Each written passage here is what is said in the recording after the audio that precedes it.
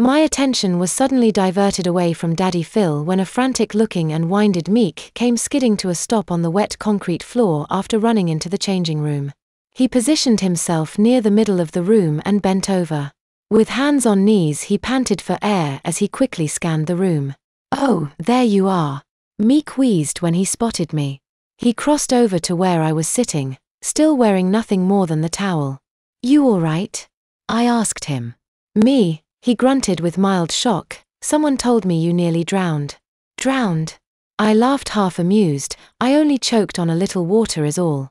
Meek stood erect, sucked in a deep breath and punched a fist into his other hand. He groaned out the words through clenched teeth. "I'm going to pound Shella." "Who's Shella?" Joey asked. "My lil dweeb of a cousin." Meek churned while looking toward the doorway he'd only just entered through. Meek then turned back to me and asked again, "So you are okay for real?" "Yeah," I answered with a mild gesticulation. "Little Git had me believing you were bad off. He even said that you lost your trunks and dear." He stopped before finishing the word. He had seen me wince at even the near mentioning of that word. "Sorry," he said and continued, "that just slipped out. I mean you know what." "Yeah." His diaper exploded all over the pool. Joey said, totally missing the whole idea that I didn't want that word blabbed out. "I think I must have turned volcano red." "Oh," Meek purred, showing the same signs of discomfort that I was feeling. "Ah, is he your little brother?" Meek asked, gesturing to Joey. "Nah, Joey is my best friend, but we are almost like brothers," I said, and Joey seemed to glow at this distinction. I didn't notice Daddy Phil come back over until he was right there with us. He was holding his own clothes, but that was it. "What?" I asked when I saw how upset he looked. "They seem to have misplaced your clothing," he said, and I could feel the fire inside of him as he spoke. What he had said didn't register right away. Actually, Joey and Meek got it before I did. "We don't got no clothes?"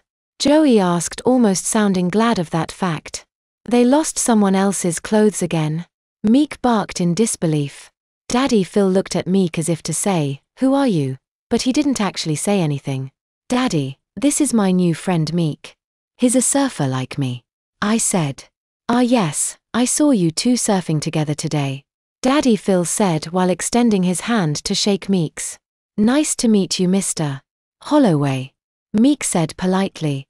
No, I quickly interjected. "He's not my real dad. I just call him Daddy." Still shaking his hand, Daddy Phil said, "I am Joey's dad." "Oh okay, now I get it," Meek said with a grin. "So you said they have lost other people's clothing?" Daddy Phil asked. "Yeah, they totally lost Pepper's. I mean my friend's clothes last month," Meek said. "Wait," I said, finally realizing what we were talking about. "I don't have anything to wear home. I can't go home naked." "Don't be silly," Daddy Phil said in a fatherly tone. "The attendant is getting the manager now. I am sure he'll find your things." "I wouldn't bet on it," Meek said, and I don't think he even knew that he had said anything at first. All three of us looked at him concernedly. I mean, they didn't find my friend's stuff. Instead they gave his mom a check to go buy him some new clothes.